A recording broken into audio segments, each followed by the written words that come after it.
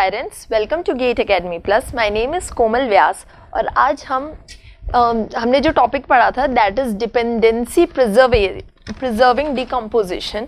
तो हम इसी का एक एग्जाम्पल देखेंगे कि ये कैसे सॉल्व किया जाता है। इस टाइप के क्वेश्चंस आपके एग्जाम में आते हैं, ये भी आपका गेट में आया हुआ एक क्वेश्चन है। तो will start.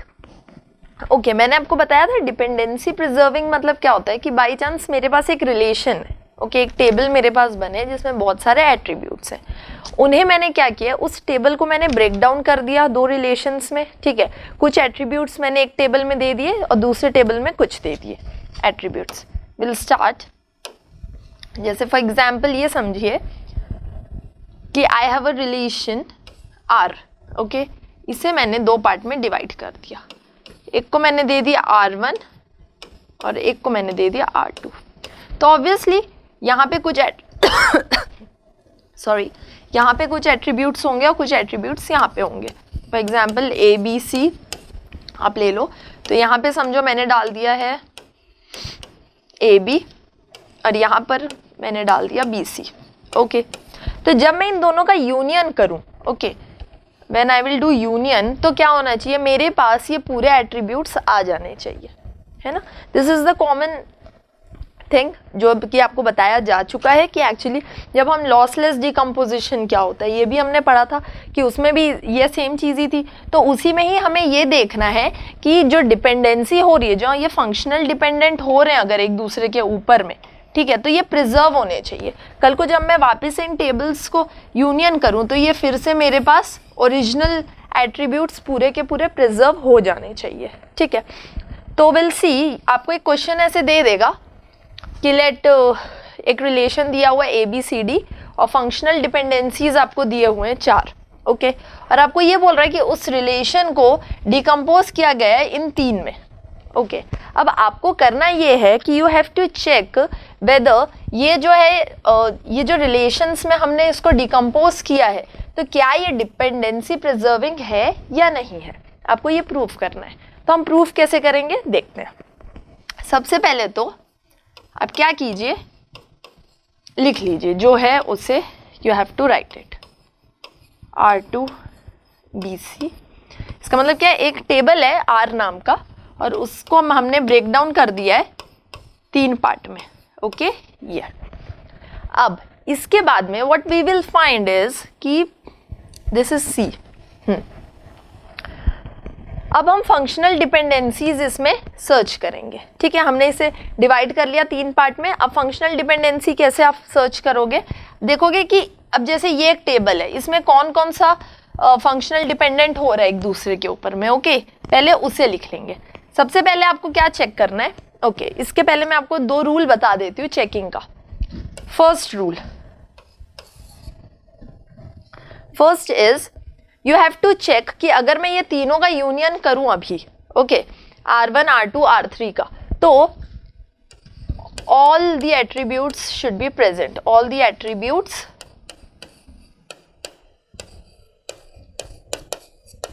Should be present, okay. आपको सबसे पहले ये देखना है कि पूरे एट्रीब्यूट्स प्रेजेंट है या नहीं है। तो प्रेजेंट है क्योंकि देखिए आपका जो मेन एट्रीब्यूट था दैट इज रिलेशन ABCD, ठीक है। तो उसके हिसाब से जब मैं ये तीनों का यूनियन करूं तो ये देखो AB भी आ गया, C भी आ गया, D भी आ गया, ठीक है। तो ओके, हमारी जो फर्स्ट रूल था वो रूल आपका सेटिस्फाई हो गया, ठीक है। सेकंड है to check for, sorry this is for to check for dependency preserving. अब हमको ये चेक करना है डिपेंडेंसी प्रिजर्विंग है कि नहीं है, ओके। क्योंकि देखो कई बार हो सकता है आपको इतना लेंदी क्वेश्चन नहीं करके ऊपर में आपको ऐसे ही 3 ठोक ये दे देगा R1 R2 R3 और बोल देगा कि आप बता दो प्रिजर्विंग है कि नहीं। तो आप सबसे पहले यही चेक कर लो कि उसमें पूरे एट्रीब्यूट्स आ रहे हैं कि नहीं। अगर आ रहे हैं तो इट्स ओके, मतलब प्रिजर्विंग हो सकता है, ओके। तो अब हम इसको सॉल्व करेंगे। Means what we can say कि पहले हमने लॉसलेस सर्च कर लिया, लॉसलेस बन रहा है, हाँ। अब देखते हैं preserving. What will do, functional dependency पहले हम R1 की लिख रहे हैं। R1 में क्या होगा, A can go to B, B to A, A का क्लोजर निकालोगे तो A भी आएगा और B goes to B। Now इसमें ये दोनों की जरूरत नहीं है चेक करने की, reason they are trivial. Okay, मैंने आपको बताया था ट्रिवियल क्या होता है, ठीक है। ट्रिवियल का मतलब ये होता है कि अगर मैं ये दोनों फंक्शंस का, लाइक इधर में है A, एक सेकेंड, फॉर एग्जाम्पल ये A और ये वाला A, अगर मैं इनका इंटरसेक्शन लूं, तो इंटरसेक्शन मतलब क्या होता है, कॉमन निकालना, ये दोनों में से जो भी चीजें कॉमन है, तो जब मैंने दोनों का इंटरसेक्शन लिया तो क्या होगा, मेरे पास वैल्यू आ जाएगी A, ठीक है। और सेम मैंने B का भी निकाला तो क्या आ जाएगी B। इसका मतलब क्या होता है कि जो ट्रिवियल फंक्शंस होते हैं ना, ये पहले से ही आपके प्रिजर्विंग होते हैं, तो इन्हें हमें चेक करने की जरूरत नहीं होती, ये आपके प्रिजर्विंग ही रहेंगे। ओके, हमें चेक किनको करना है, जो नॉन ट्रिवियल्स है उन्हें चेक करना जरूरी है, ठीक है। तो जो ट्रिवियल का रूल क्या होता है कि इफ दो आपके पास अगर यहाँ फंक्शनल डिपेंडेंसी है तो इनका जो इंटरसेक्शन है it should not be equal to psi, ठीक है, इसके इक्वल नहीं होना चाहिए। ऑब्वियसली नहीं है क्योंकि आपके पास कॉमन वैल्यूज आ रही हैं दोनों में, लेकिन इसको आपको चेक करना जरूरी है। तो ये कर लिया हमने, इसमें हम क्या चेक करेंगे, A is to B है क्या नहीं, या B is to A। Second में B goes to C and C goes to B। Okay, third B to D and D to B। Okay, अब एक एक करके we will check it out, ठीक है। पहला देखिए A to B, अब हमें इस टेबल में चेक करना है, ये जो हमारे पास टेबल आया है ना, इसमें आपको इनकी वैल्यूज को चेक करनी रहती है, ठीक है, जो आपको दिया रहता है functional dependence. A to B है यस, तो ये मेरे पास क्या हो गया, करेक्ट हो गया कि हाँ है, यस।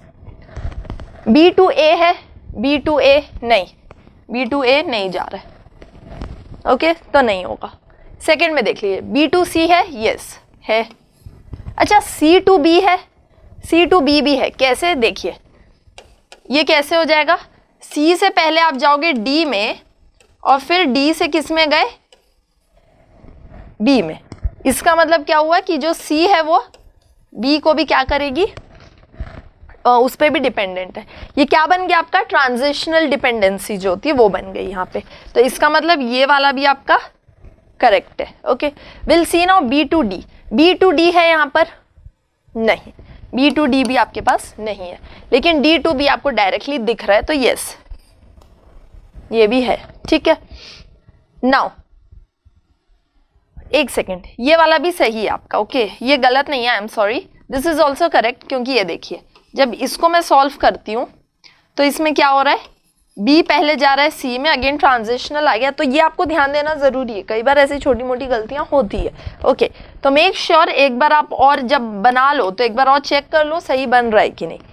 तो B से हम C में चल दिए, C से हम D में चल दिए, राइट, B से C, C से D, तो इसका मतलब क्या हो गया कि B जो है वो आपके D को भी क्या करेगा, डिपेंडेंट हो जाएगा उस पर भी, या तो ये भी आपका क्या हो गया, सही हो गया, ठीक है। अब नाउ व्हाट विल डू,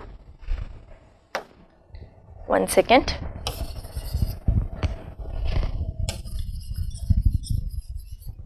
इसको हटा देते हैं ये जो यहाँ पे लिखा हुआ है, so that will have space कोई चीज बनाने के लिए। Now have a look, what will do,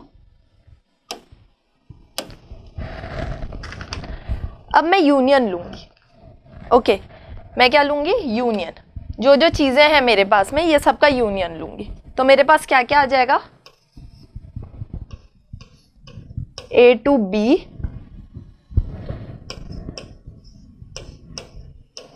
B to C, जो चीज मेरे करेक्ट हो गए ना मैं उन्हें लिख लूंगी, C to B, B to D and D to B, ऐसा, ठीक है। ये मैंने क्या किया, अब ये सबका यूनियन ले लिया, ठीक। अब मुझे क्या चेक करना है इसमें, अब मैं रिवर्स में चेक करूंगी, okay, now I will check for reverse, मतलब अब मैं वहाँ यहाँ की जो वैल्यू है मैं चेक करूँगी उधर से आ रही है कि नहीं, ठीक है। A to B है मेरे पास में, यस ये मेरे पास करेक्ट हो गया। एक और क्वेश्चन हम करेंगे इस पे, A to B is correct, ठीक है।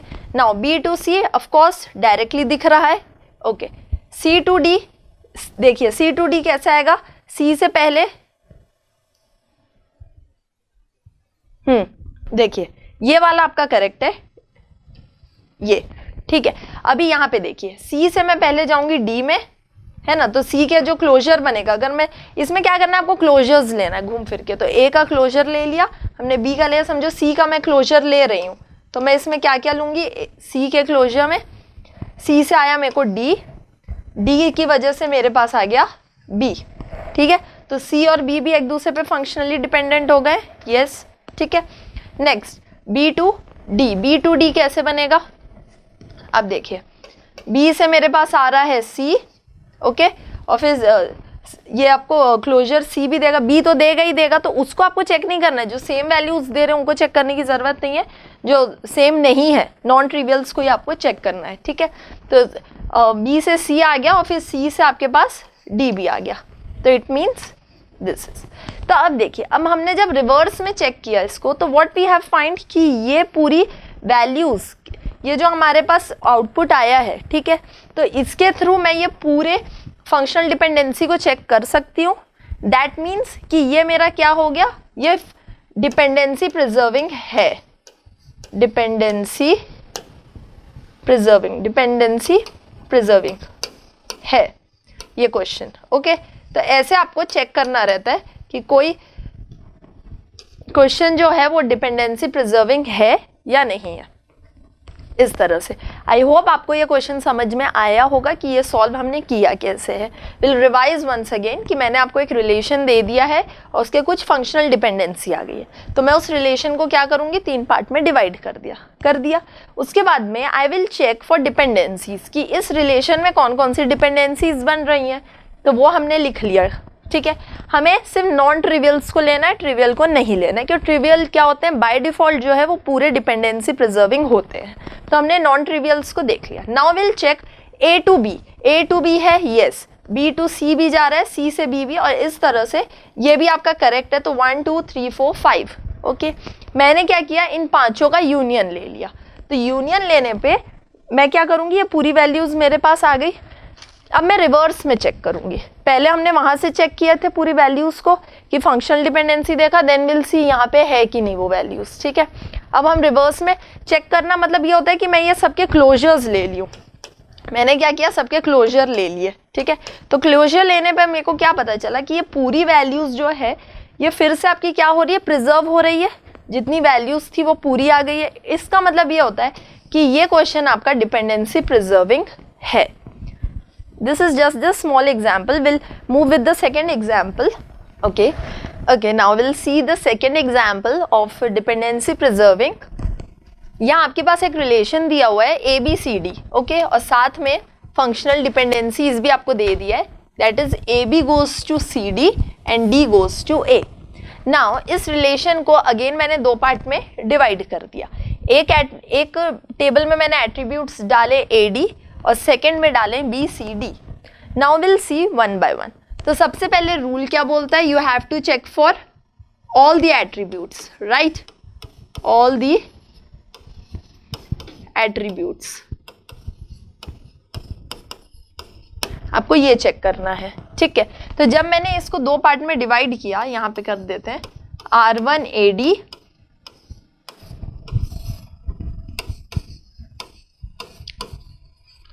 R2 BCD, ठीक है। तो अब मैंने इसको डिवाइड किया, तो पहले एट्रीब्यूट्स देख लेते हैं। तो जब मैं इसका यूनियन करती हूँ, ठीक है, एट्रीब्यूट्स का यूनियन, तो क्या मेरे पास पूरी वैल्यूज आ रही हैं, यस, ABCD पूरी आ जाएगी, मतलब आपका ओरिजिनल ये लॉसलेस है, ओके, पूरी वैल्यूज आ जा रही है मतलब लॉसलेस है। Now will see for second is for dependency preserving, dependency preserving आप चेक करेंगे। हम इसके अलावा और भी बहुत सारे क्वेश्चंस करने वाले हैं अपॉन दिस, तो सिर्फ 2 ही क्वेश्चन है, आगे और भी करेंगे। See with the second question. Okay, अब हम चेक करेंगे फंक्शनल डिपेंडेंसीज। तो functional dependency A to D, D to A, right. अब A से A and D to D ये भी है आपकी functional dependency, but we don't have to check that reason, they are trivial. मैंने आपको रीजन बता दिया, ट्रिवियल को हमें चेक नहीं करना है, हमें नॉन ट्रिवियल्स को करना है। Will go with B C D। What will find, पहले लेंगे BC goes to D, BD goes to C,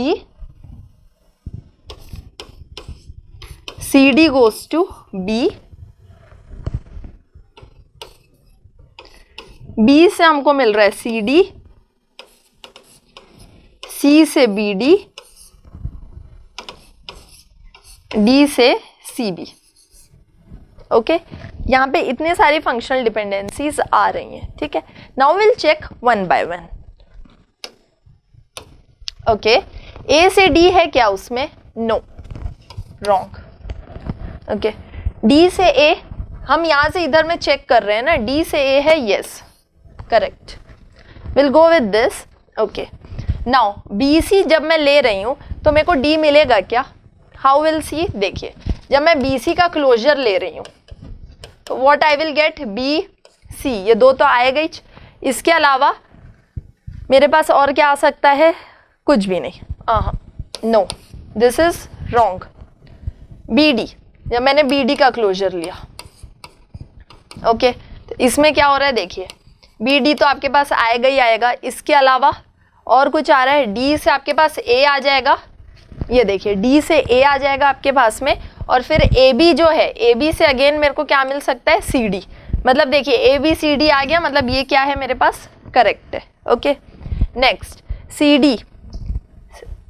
तो जब मैं CD का क्लोजर ले रही हूँ तो what I will get, CD।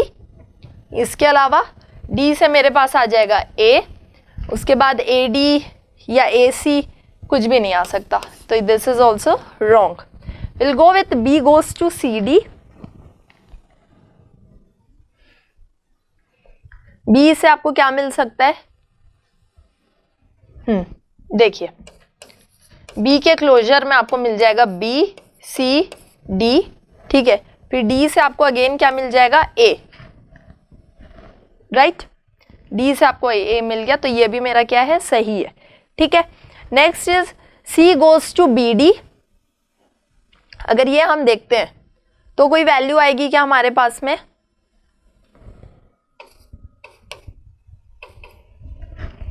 C के क्लोजर को जब हम फाइंड करेंगे तो व्हाट विल फाइंड, या BD। यहां पे आपकी और क्या वैल्यू आ सकती है?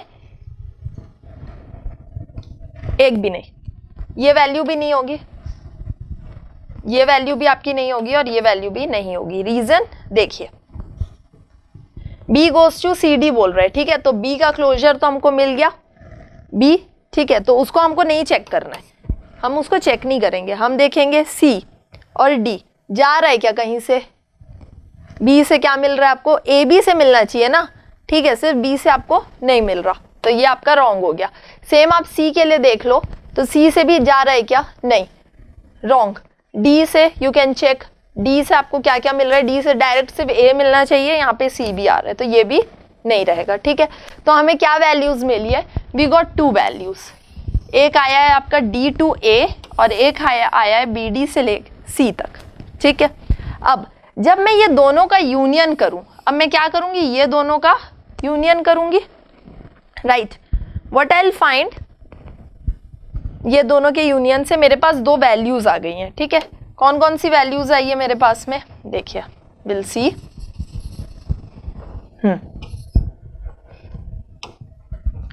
मुझे एक मिल गया D से A and I got BD से C। ओके, अब मैं इसे चेक करूंगी, अब मैं इस वैल्यू को इससे चेक करूंगी, ठीक है। तो देखिए D से A तो करेक्ट है आपका, इट्स फाइन, ठीक है। लेकिन BD से आपको सी आना चाहिए। तो बी डी फंक्शनली डिपेंडेंट है क्या सी पर? नहीं। जब मैं इस रिलेशन को देखी तो मैंने देखा कि ये आपका फुलफिल नहीं कर रहा है, राइट। जब मैंने ये दोनों का यूनियन किया तो मेरे पास ये वैल्यूज आ गई। देन आई विल चेक कि ये जो वैल्यूज आई है वो इस रिलेशन को फुलफिल कर रही है या नहीं कर रही है। इसका मतलब क्या हुआ? These two are not able to find the original attributes, right. मुझे ओरिजिनल एट्रीब्यूट्स नहीं मिल रहे हैं, तो what I can say, not able है, तो there is no dependency preserving. इस क्वेश्चन में डिपेंडेंसी प्रिजर्विंग नहीं है। Got the reason? No dependency preserving. ये डिपेंडेंसी प्रिजर्विंग नहीं है। इसका रीजन क्या है कि जब मैंने यूनियन किया, जब दोनों रिलेशन के जो फंक्शनल डिपेंडेंसीज मुझे मिले क्लोजर निकालने पर, तो जब मैंने वो दोनों का यूनियन किया and then again I checked with the functional dependencies that are given in my question, what I found कि फर्स्ट वैल्यू तो आपकी सेटिस्फाई कर रही है, लेकिन सेकंड डिपेंडेंसी आपकी सेटिस्फाई नहीं कर रही है। ओके, तो इससे मैं क्या कह सकती हूँ कि ये दोनों मिक्स करके, जो ये एट्रीब्यूट्स थे दोनों टेबल के, उन्हें मिक्स करके जब मैं वापस से ओरिजिनल एट्रीब्यूट चाहती हूँ आ जाए, तो वो मेरे पास नहीं आ रहा है। इसका मतलब ये क्वेश्चन ये बोलता है कि ये क्या है, आपका डिपेंडेंसी प्रिजर्विंग नहीं है। Will go with more questions over it one by one, but यहाँ पे अभी मैं आपको 2 ही क्वेश्चन बता रही हूँ इस वीडियो में। ओके, आगे नेक्स्ट के लेक्चर्स में मैं आपको इससे ज़्यादा और भी 2-4 क्वेश्चंस बताऊंगी। Okay, thank you so much.